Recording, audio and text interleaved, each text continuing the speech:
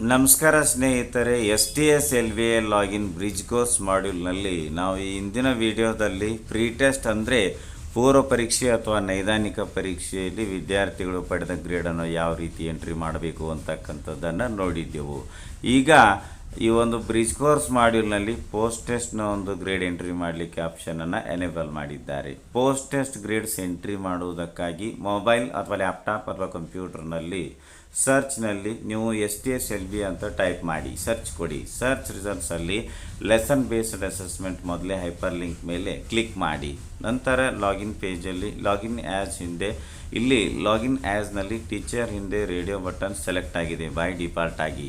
User name ಸ್ಥಳದಲ್ಲಿ enter your user name ಬಾಕ್ಸ್ನಲ್ಲಿ ನಿಮ್ಮ ಪ್ರಥಮ KGID ಸಂಖ್ಯೆಯನ್ನು, ಸರ್ಕಾರಿ ಶಾಲೆ ಶಿಕ್ಷಕರಾಗಿದ್ದರೆ ನಿಮ್ಮ ಪ್ರಥಮ KGID ಸಂಖ್ಯೆಯನ್ನು ಎಂಟರ್ ಯುವರ್ ಯೂಸರ್ ನೇಮ್ ಬಾಕ್ಸಲ್ಲಿ ಎಂಟರ್ ಮಾಡಿ. ನಂತರ send OTP red colour button ಮೇಲೆ ಕ್ಲಿಕ್ ಮಾಡಿರಿ. ಅನುದಾನಿತ ಶಾಲೆಯ ಶಿಕ್ಷಕರಾಗಿದ್ದರೆ ಟೀಚರ್ ಹಿಂದೆ ಇರುವ ರೇಡಿಯೋ ಬಟನನ್ನು ಸೆಲೆಕ್ಟ್ ಮಾಡಿಕೊಂಡು ಎಂಟರ್ ಯುವರ್ ಯೂಸರ್ ನೇಮ್ ಬಾಕ್ಸ್ನಲ್ಲಿ ನಿಮಗೆ ಕೊಟ್ಟಿರುವ ಎಂಪ್ಲಾಯ್ ಐಡಿಯನ್ನು ಎಂಟರ್ ಮಾಡಿ. ನಂತರ send OTP red colour button ಮೇಲೆ ಕ್ಲಿಕ್ ಮಾಡಿ. ಖಾಸಗಿ ಮತ್ತು ವಸತಿ ಶಾಲೆಗಳ ಶಿಕ್ಷಕರಾಗಿದ್ದರೆ SATS ಯೂಸರ್ ಹಿಂದೆ ಇರುವ ರೇಡಿಯೋ ಬಟನ್ನನ್ನು ಸೆಲೆಕ್ಟ್ ಮಾಡಿಕೊಳ್ಳಿ ಮತ್ತು ನಿಮಗೆ ಒಂದು ಟೀಚರ್ ಐಡಿಯನ್ನು ಕೊಟ್ಟಿರುತ್ತಾರೆ, ಅದನ್ನು ಎಂಟರ್ ಯುವರ್ ಯೂಸರ್ ನೇಮ್ ಬಾಕ್ಸಲ್ಲಿ ಎಂಟರ್ ಮಾಡಿ. ನಂತರ send OTP red colour button ಮೇಲೆ ಕ್ಲಿಕ್ ಮಾಡಿ. ಆಗ ನಿಮ್ಮ ರಿಜಿಸ್ಟರ್ಡ್ ಮೊಬೈಲ್ ನಂಬರ್ಗೆ OTP ಬರುತ್ತದೆ. ಬಂದಂಥ OTPಯನ್ನು ಈ ಬಾಕ್ಸ್ಗಳಲ್ಲಿ ಕೊಡಿ. Verify OTP red colour button ಮೇಲೆ ಕ್ಲಿಕ್ ಮಾಡಿ. ನೀವು ಲಾಗಿನ್ ಆದ ಮೇಲೆ ಹೋಮ್ ಪೇಜ್ನಲ್ಲಿ ಈ ರೀತಿ ನಿಮಗೆ ಶೋ ಆಗ್ತಿರುತ್ತೆ. ಮೊಬೈಲ್ನಲ್ಲಾದರೆ 3 ಗೆರೆಗಳು ಮಾತ್ರ ಕಾಣಿಸ್ತಿರ್ತದೆ. ಎಡಗಡೆ ಟಾಪಲ್ಲಿ 3 ಗೆರೆಗಳಿರ್ತದೆ, ಅದು ಮಾತ್ರ ಕಾಣಿಸ್ತಿರ್ತದೆ. ಈ 3 ಗೆರೆಗಳ ಮೇಲೆ ನೀವು ಕ್ಲಿಕ್ ಮಾಡಿ. ನಂತರ ನಿಮಗೆ ಇಲ್ಲಿ ಮೆನುಗಳ ಪಟ್ಟಿ ತೆರೆದುಕೊಳ್ಳುತ್ತದೆ. ಇದರಲ್ಲಿ ಬ್ರಿಡ್ಜ್ ಕೋರ್ಸ್ ಬಟನ್ ಮೇಲೆ ಕ್ಲಿಕ್ ಮಾಡಿ. ಬ್ರಿಡ್ಜ್ ಕೋರ್ಸ್ ಇಂಟರ್ಫೇಸ್ ಪೇಜ್ ತೆರೆದುಕೊಳ್ಳುತ್ತದೆ. ಮೀಡಿಯಂ ಬೈ ಡಿಫಾಲ್ಟ್ ಆಗಿ ಬಂದಿರುತ್ತದೆ. ಕ್ಲಾಸ್ನಲ್ಲಿ ಕ್ಲಾಸನ್ನು ಸೆಲೆಕ್ಟ್ ಮಾಡಿಕೊಳ್ಳಿ. ಗ್ರೂಪ್ನಲ್ಲಿ ಲ್ಯಾಂಗ್ವೇಜ್ ಗ್ರೂಪನ್ನು ಸೆಲೆಕ್ಟ್ ಮಾಡಿಕೊಳ್ಳಿ. ಸೆಕ್ಷನ್ನಲ್ಲಿ ಸೆಕ್ಷನನ್ನು ಸೆಲೆಕ್ಟ್ ಮಾಡಿಕೊಳ್ಳಿ. ಸಬ್ಜೆಕ್ಟ್ನಲ್ಲಿ ಸಬ್ಜೆಕ್ಟನ್ನು ಸೆಲೆಕ್ಟ್ ಮಾಡಿಕೊಳ್ಳಿ. ನಂತರ ಡೇಟ್ನಲ್ಲಿ ನೀವು ಪೋಸ್ಟ್ ಟೆಸ್ಟ್ ಯಾವಾಗ ಮಾಡಿದ್ದೀರಿ ಆ ಡೇಟನ್ನು ಈ ಒಂದು ಕ್ಯಾಲೆಂಡರ್ನಿಂದ ಸೆಟ್ ಮಾಡಿಕೊಳ್ಳಿ ಅಥವಾ ಸೆಲೆಕ್ಟ್ ಮಾಡಿಕೊಳ್ಳಿ. ಸೊ ನಂತರ ಇಲ್ಲಿ ಸರ್ಚ್ ಮತ್ತು ರೀಸೆಟ್ ಬಟನ್ಗಳಿರ್ತದೆ. ಸರ್ಚ್ ಬಟನ್ ಮೇಲೆ ಕ್ಲಿಕ್ ಮಾಡಿ. ಸೊ ನೋಡ್ಬೋದು ಇಲ್ಲಿ ಪ್ರೀ ಟೆಸ್ಟ್ 4A ಆ್ಯಕ್ಟಿವ್ ಅಂತ ಬಂದಿದೆ, ಗ್ರೀನ್ ಕಲರ್ನಲ್ಲಿ ಬಂದಿದೆ. ಪೆನ್ಸಿಲ್ ಸಿಂಬಲ್ ಒಂದಿದೆ ಮತ್ತು ನಾನು ಸೆಲೆಕ್ಟ್ ಮಾಡಿಕೊಂಡಿರ್ತಕ್ಕಂಥ ಕ್ಲಾಸ್ ಮತ್ತು ಸಬ್ಜೆಕ್ಟ್ ಮತ್ತು ಈ ಒಂದು ಕ್ಲಾಸ್ಗೆ ನಾನು ಪೋಸ್ಟ್ ಟೆಸ್ಟ್ ಮಾಡಿರ್ತಕ್ಕಂತಹ ಡೇಟ್ ಕೂಡ ಇಲ್ಲಿ ಶೋ ಆಗ್ತಾ ಇದೆ. ಆದರೆ ನಾವು ಪ್ರೀ ಟೆಸ್ಟ್ ಈಗ ಆಲ್ರೆಡಿ ಎಂಟ್ರಿ ಮಾಡಿದ್ದೇವೆ, ಬಟ್ ನಮಗೆ ಪೋಸ್ಟ್ ಟೆಸ್ಟ್ ನಾವು ಗ್ರೇಡ್ ಎಂಟ್ರಿ ಮಾಡಲು ಸರ್ಚ್ ಅಂತ ಕೊಟ್ಟಾಗ ನಮಗೆ ಮತ್ತೆ ಪ್ರೀ ಟೆಸ್ಟ್ನ ಒಂದು ಟೇಬಲ್ ಯಾಕೆ ಬಂತಪ್ಪ ಅಂದರೆ ನಾವು ಪ್ರೀ ಟೆಸ್ಟ್ನ ಒಂದು ಗ್ರೇಡ್ಗಳನ್ನು ಎಂಟ್ರಿ ಮಾಡಿದ ಮೇಲೆ ಓನ್ಲಿ ನಾನು ಸೇವ್ ಅಂತ ಮಾತ್ರ ಕೊಟ್ಟಿದ್ದೆ, ಫೈನಲ್ ಸೇವ್ ಕೊಟ್ಟಿದ್ದಿಲ್ಲ. ಹಿಂಗಾಗಿ ನಾನು ಪೋಸ್ಟ್ ಟೆಸ್ಟ್ಗಾಗಿ ಎಂಟ್ರಿ ಮಾಡಬೇಕಾದ್ರೆ ಡೀಟೇಲ್ಸ್ ಎಲ್ಲ ಎಂಟ್ರಿ ಮಾಡಿ ನಾನು ಸರ್ಚ್ ಅಂತ ಕೊಟ್ಟಾಗ ಪ್ರೀ ಟೆಸ್ಟ್ನ ಒಂದು ಡೀಟೇಲ್ಸ್ನ ಒಂದು ನಮಗೆ ಇಲ್ಲಿ ಪೇಜ್ ಅಥವಾ ಟೇಬಲ್ ಬಂದಿದೆ. ಸೊ ನಾವು ಮೊದಲು ಏನು ಮಾಡಬೇಕು, ಪ್ರೀ ಟೆಸ್ಟ್ ಏನು ಗ್ರೇಡ್ ಎಂಟ್ರಿ ಮಾಡಿರ್ತೀವಿ ಅದನ್ನು ಸೇವ್ ಮಾಡೋದ್ರ ಜೊತೆಗೆ ಫೈನಲ್ ಸೇವ್ ಮಾಡಬೇಕು. ಆಗ ಮಾತ್ರ ನಮಗೆ ಪೋಸ್ಟ್ ಟೆಸ್ಟ್ನ ಒಂದು ಗ್ರೇಡ್ ಎಂಟ್ರಿ ಮಾಡ್ತಕ್ಕಂಥ ಪೇಜ್ ತೆರೆದುಕೊಳ್ಳುತ್ತದೆ. ಸೊ ನಾನೀಗ ಈ ಪ್ರೀ ಟೆಸ್ಟ್ನ ಒಂದು ಡೀಟೇಲ್ಸನ್ನು ಅಥವಾ ಗ್ರೇಡನ್ನು ಎಂಟ್ರಿ ಮಾಡಿರ್ತಕ್ಕಂಥದ್ದನ್ನು ಫೈನಲ್ ಸೇವ್ ಕೊಡ್ತೇನೆ. ಫೈನಲ್ ಸೇವ್ ಕೊಡಲು ಫೈನಲ್ ಸೇವ್ ಬಟನ್ ಕ್ಲಿಕ್ ಮಾಡ್ತೇನೆ. ಇಲ್ಲಿ ಶ್ಯೂರ್ ಕೇಳುತ್ತೆ. ಸೇವ್ ಅಂತಕ್ಕಂಥ ಪರ್ಪಲ್ ಕಲರ್ ಬಟನ್ ಇದೆ. ಸೇವ್ ಪರ್ಪಲ್ ಕಲರ್ ಬಟನ್ ಮೇಲೆ ಕ್ಲಿಕ್ ಮಾಡ್ತೇನೆ. ಸೊ ನೋಡ್ಬೋದು, data finalised and frozen successfully, bridge course saved successfully ಅಂತ ಟಾಪಲ್ಲಿ ನಿಮಗೆ ಗ್ರೀನ್ ಕಲರ್ನಲ್ಲಿ ಬರುತ್ತೆ. ಸೊ ಈಗ ಏನಾಯಿತು ನೋಡಬಹುದು, ಇಲ್ಲಿ ಪೇಜ್ ನಮಗೆ ಯಾವುದು ಬಂತು, ಪೋಸ್ಟ್ ಟೆಸ್ಟ್ 5A ಆ್ಯಕ್ಟಿವ್ ಅಂತ ಬಂತು, ಗ್ರೀನ್ ಕಲರ್ನಲ್ಲಿ ಬಂತು. ಇದಕ್ಕಿಂತ ಮೊದಲು ನಮಗೆ ಪ್ರೀ ಟೆಸ್ಟ್ ಅಂತ ಬಂದಿತ್ತು, ಈಗ ಪೋಸ್ಟ್ ಟೆಸ್ಟ್ ಬಂತು. ಪೋಸ್ಟ್ ಟೆಸ್ಟ್ನಲ್ಲಿ ಏನಾಯಿತು, ನಾವು ಸೆಲೆಕ್ಟ್ ಮಾಡಿಕೊಂಡ ಕ್ಲಾಸ್ ಮತ್ತು ಸಬ್ಜೆಕ್ಟ್ ಮತ್ತು ನಾವು ಪೋಸ್ಟ್ ಟೆಸ್ಟ್ ಮಾಡಿರ್ತಕ್ಕಂಥ ಡೇಟ್ ಕೂಡ ಇದೆ. ಇನ್ನು ವ್ಯೂ ಆಲ್ ಎಲ್ಒಸ್ನಲ್ಲಿ ಇದ್ರ ಮೇಲೆ ಕ್ಲಿಕ್ ಮಾಡಿದಾಗ ನಿಮಗೆ ಈ ಒಂದು ಸಬ್ಜೆಕ್ಟ್ಗೆ ಅಥವಾ ಒಂದು ವಿಷಯಕ್ಕೆ ಇರ್ತಕ್ಕಂಥ ಎಲ್ಒಗಳ ಲಿಸ್ಟು ಪಾಪಲ್ಲಿ ಶೋ ಆಗುತ್ತೆ. ಇಂಟು ಮೇಲೆ ಕ್ಲಿಕ್ ಮಾಡಿ. ಈಗ ನೀವು ಇಲ್ಲೇನು ಮಾಡಿ, 10 ಎಂಟ್ರೀಸ್ ಪರ್ ಪೇಜ್ ಅಂತ ಏನಿದೆ ಆ ಒಂದು ಡ್ರಾಪ್ ಡೌನ್ ಮೇಲೆ ಕ್ಲಿಕ್ ಮಾಡಿ ಇದನ್ನು 500 ಎಂಟ್ರೀಸ್ ಅಂತ ನೀವು ಸೆಲೆಕ್ಟ್ ಮಾಡಿಕೊಳ್ಳಿ.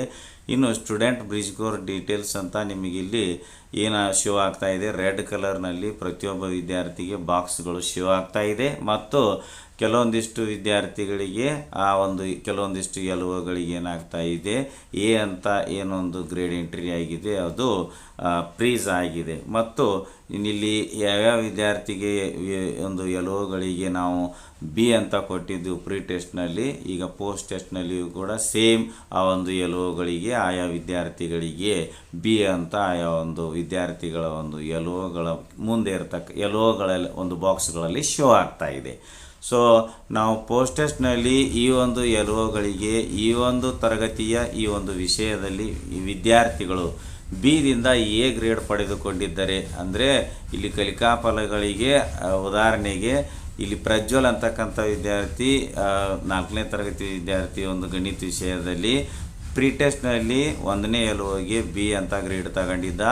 ಸಾಫಲ್ಯ ಪರೀಕ್ಷೆ ಅಥವಾ ಪೋಸ್ಟ್ ಟೆಸ್ಟ್ನಲ್ಲಿ ಪ್ರಜ್ವಲ್ ವಿದ್ಯಾರ್ಥಿ 1ನೇ ಎಲ್ಒಗೆ ಎ ತಗೊಂಡಿದ್ದಾನೀಗ. ಸೊ ನಾನು ಆ ವಿದ್ಯಾರ್ಥಿಯ ಪ್ರಜ್ವಲ್ ಎ ತಗೊಂಡಿರ್ತಕ್ಕಂಥದ್ದನ್ನು ಎಂಟರ್ ಮಾಡಲು ಆತನ ಹೆಸರಿನ ಮುಂದೆ ಇರುವ LO1 ಬಾಕ್ಸ್ ಬಿ ಬಟನ್ ಮೇಲೆ ಕ್ಲಿಕ್ ಮಾಡ್ತೇನೆ. ಈಗ ನಾನು ಅದನ್ನು ರಿಮೂವ್ ಮಾಡ್ತೇನೆ ಬ್ಯಾಕ್ ಸ್ಪೇಸ್ ಕೊಟ್ಟು. ನಂತರ ಈಗ ಈ ಒಂದು ಎಲ್ಒಗೆ ಆತ ಎ ತಗೊಂಡಿದ್ದಾನೆ, ಎ ಅನ್ನು ಎಂಟರ್ ಮಾಡ್ತೇನೆ. ಎ ಎಂಟರ್ ಮಾಡಿದ ತಕ್ಷಣ ಅದು ಇಲ್ಲಿ ಗ್ರೀನ್ ಕಲರ್ನಲ್ಲಿ ಬರುತ್ತೆ. ಇದೇ ರೀತಿ ನಾವೇನು ಮಾಡಬೇಕು, ಬಿ ತಗೊಂಡಿದ್ರೆ ಹಾಗೆ ಬಿಟ್ಬಿಡಬೇಕು. ಸಾಫಲ್ಯ ಪರೀಕ್ಷೆಯಲ್ಲಿಯೂ ಕೂಡ ಪ್ರಜ್ವಲ್ ಉದಾಹರಣೆಗೆ ಈ ಪ್ರಜ್ವಲ್ ಗಣಿತ ಒಂದು ವಿಷಯದಲ್ಲಿ 10ನೇ ಎಲ್ಒಗೆ ಮತ್ತೆ ಏನು ತಗೊಂಡಿದ್ದಾನೆ, ಸಾಫಲ್ಯ ಪರೀಕ್ಷೆಯಲ್ಲಿ ಬಿ ತಗೊಂಡಿದ್ದಾನೆ. ಸೊ ಆ ಒಂದು ಎಲ್ಒಗೆ ನಾವು ಅದನ್ನು ಹಾಗೆ ಬಿಡಬೇಕು. ಮತ್ತು ಯಾವ್ಯಾವ ವಿದ್ಯಾರ್ಥಿಗಳು ಈ ಒಂದು ಸಾಫಲ್ಯ ಪರೀಕ್ಷೆಯಲ್ಲಿ ಈ ವಿಷಯದಲ್ಲಿ ಬಿದಿಂದ ಎ ಗ್ರೇಡ್ ತಗೊಂಡಿದ್ದಾರೆಯೋ ಆ ಎಲ್ಲ ವಿದ್ಯಾರ್ಥಿಗಳಿಗೆ ಗ್ರೇಡನ್ನು ನಾವು ಅಪ್ಡೇಟ್ ಮಾಡಬೇಕು. ಗ್ರೇಡನ್ನು ಅಪ್ಡೇಟ್ ಮಾಡಲು ಆ ಬಾಕ್ಸ್ ಮೇಲೆ ಕ್ಲಿಕ್ ಮಾಡಿದಾಗ ನಾವು ಬ್ಯಾಕ್ ಸ್ಪೇಸ್ ಕೊಟ್ಟು ಆ ವಿದ್ಯಾರ್ಥಿ ಎ ಗ್ರೇಡ್ ತಗೊಂಡಿದ್ದರೆ ಎ ಅಂತ ಎಂಟ್ರಿ ಮಾಡಿದಾಗ ಬಿ ಹೋಗಿ ಎ ಅಂತ ಗ್ರೀನ್ ಕಲರ್ನಲ್ಲಿ ಬರುತ್ತೆ.